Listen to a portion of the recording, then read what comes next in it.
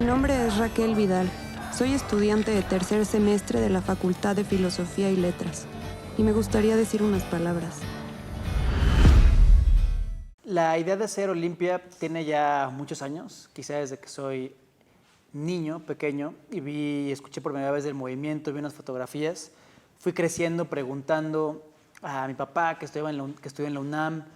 Mi abuelo fue militar, un general en retiro, y entonces ahí estaban las historias de como un papá autoritario que tuvo mi papá a su vez. Entonces iban, como esas historias iban juntando mientras investigaba más del movimiento, muchas versiones de los hechos, las marchas que había cada año, que yo quería saber qué estaba pasando. Finalmente entro al CUEC a estudiar cine y me topo con todos mis maestros que filmaron esta película gloriosa llamada El Grito, el documental, película máxima del movimiento estudiantil. Nos cuentan las anécdotas de cómo la filmaron, cómo la hicieron.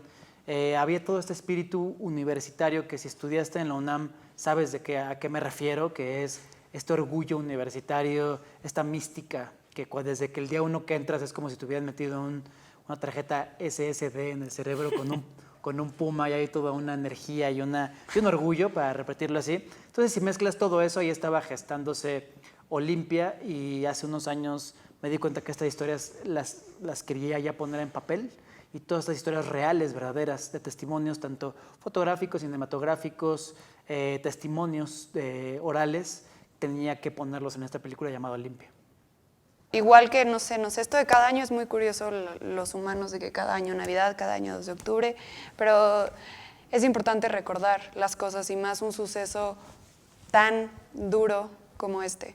Y bueno, si es cada año o no, o si es a los 50 años, creo que eso no es lo importante, pero lo que sí es importante es que las generaciones nuevas no se olviden o no se enteren. Eso creo que es la importancia, como decir, hey, esto pasó y fue muy duro, chéquenlo. También creo que hay que seguirlo recordando, porque si por algo lo seguimos recordando, porque todavía hay cosas que aprenderle, siento yo.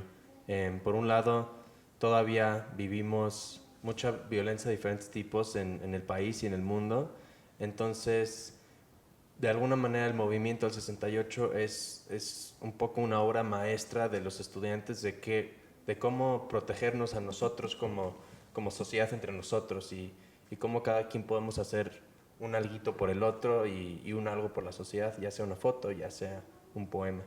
Justo hay que resaltar el movimiento, ¿no? Tampoco es una película que se centre en la matanza, es una película que se centra en el movimiento, ¿no? En cómo se gestó, en cómo la efervescencia de los estudiantes se utilizó de manera proactiva, ¿no? También es una película que nos recuerda que antes había una conciencia o un mayor compromiso hacia involucrarte en la política o en la legislación del país, en cómo iban a suceder las cosas, ¿no?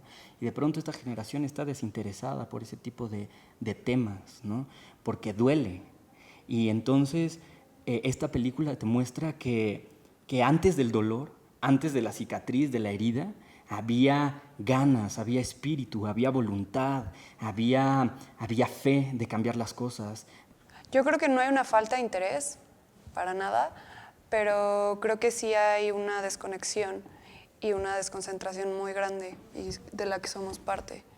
Y creo que también, o sea, más que falta de interés, creo que por una es falta de organización, del ponernos de acuerdo, de juntarnos, y sí veo a mucha gente interesada, pero como por sus caminos individuales, y nos siento divididos. Y creo que por eso la película es importante, porque todo el mundo se junta y todo el mundo se organiza y coletean sus botecitos, y hay toda una organización que hacen ellos, que hacen los chavos, que no necesitan a nadie más. Bueno, el proceso fue desde la investigación, ¿no? Referentes bibliográficos, museográficos, filmográficos, de muchos aspectos, ¿no? Entrevistas con personas cercanas que fueron partícipes del movimiento, del atentado, llenarnos de referentes, ¿no?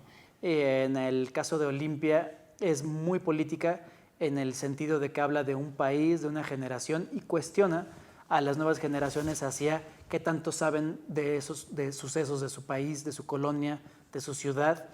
Nos enfrenta como generaciones, nos compromete a seguir llevando esta estafeta audiovisual y cinematográfica durante años para que se sigan hablando de temas importantes y trascendentes.